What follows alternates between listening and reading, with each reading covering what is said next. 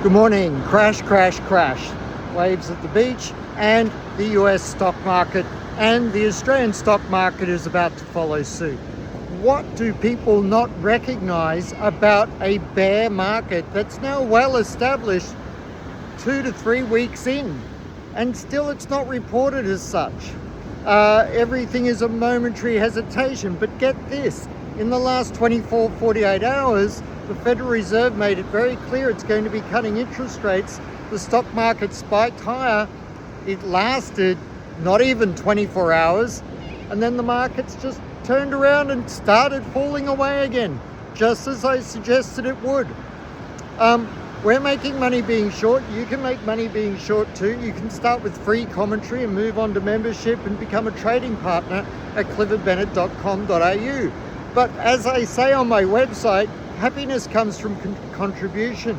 I'm trying to contribute here because no one else in the financial media has been as aggressive as I have and risking my reputation to call a top in US equities. I called it a few years ago, was right for 18 months. There was a 20% correction. Then I got it wrong in the previous 6 months or so as the market rallied. But I didn't get the fundamentals wrong. And the market can only drift away from the fundamentals for so long. US Treasuries are spiking higher on safe haven as Middle Eastern geopolitical tensions rise.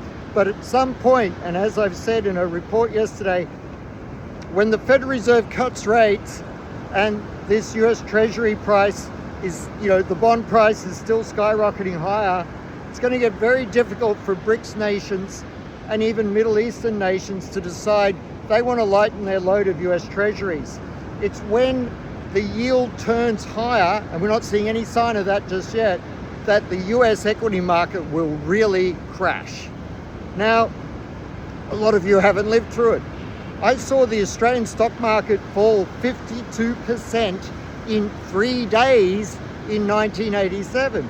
And that might sound like a long time ago to everyone, but it's in my trading career, so it's within one generation of trading. So I'm not saying that's going to happen, but to just look away and act like there isn't a global manufacturing recession, there isn't a US economy that is slowing rapidly, that Australia is headed for a recession, and that stock markets have been at all-time record highs, and the Federal Reserve saying it's going to cut interest rates no longer helps the market. If that isn't enough warning, I don't know what is. You need to take action. You need to be offloading your portfolio. It's not like this is a 2-3 day thing. It's already a 2-3 week thing, and it will get worse. Doesn't mean the market isn't going to have great rallies from time to time, but overall it is going to get worse in pricing. But we live in an age of very advanced financial market portfolio instruments, and it doesn't matter whether the market's going up or down, you can equally maximize opportunities in both directions. But everyone's still stuck in this herd instinct of, everything will be fine, you just buy for the long term.